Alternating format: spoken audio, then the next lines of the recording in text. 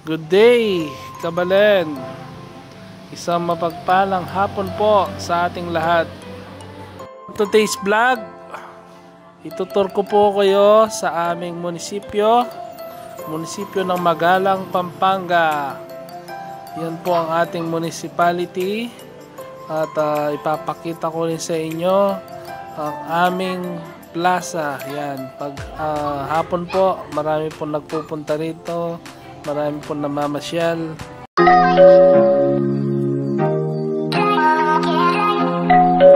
Isa sa magandang project ng ating mayora ang palaruan ng mga bata, no? Pagmula nung itinayo ito, marami nang nagpupunta sa plaza.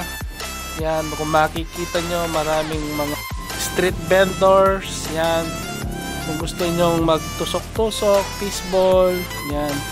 At the same time, hindi lang palaruan ng mga bata ang nandito, no? Pwede kayong mag-exercise, pwede kayong mag-picnic. So, nandito na lahat, no? Hindi ka na lalayo sa Magalang. At isa sa mga nagustuhan ko, guys, malinis ang ating kapaligiran sa plaza. Salamat kay Mayora, no? Napapanatili niyang malinis, maayos ang ating plaza. Thank you for watching. Enjoy the video and God bless you po.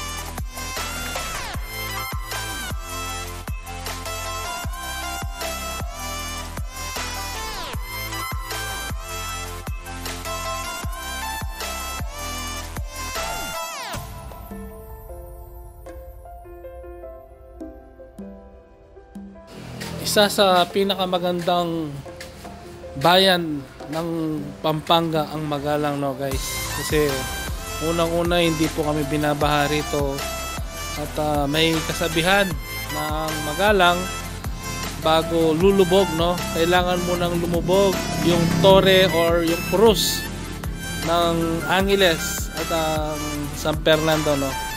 Ganyan po kataas ang Magalang. At ang maganda rito, mabubuti po ang mga tao rito. Yan, Sunday ngayon, ang dami nagsisimba, ang dami nagbabanding na mga magpapamilya. So, ang saya po rito, no? Lalo na pag Sunday.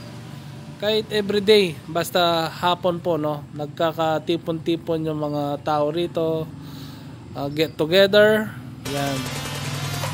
Marami na rin pong mga nag-invest at nagtayong mga fast food chain dito, no? Kagaya ng Jollibee, Chowking, McDonald's, at ang bago ngayon, no, KFC. Yan. So, eto po, meron lang din po pala dito yung Robinson, no, supermarket.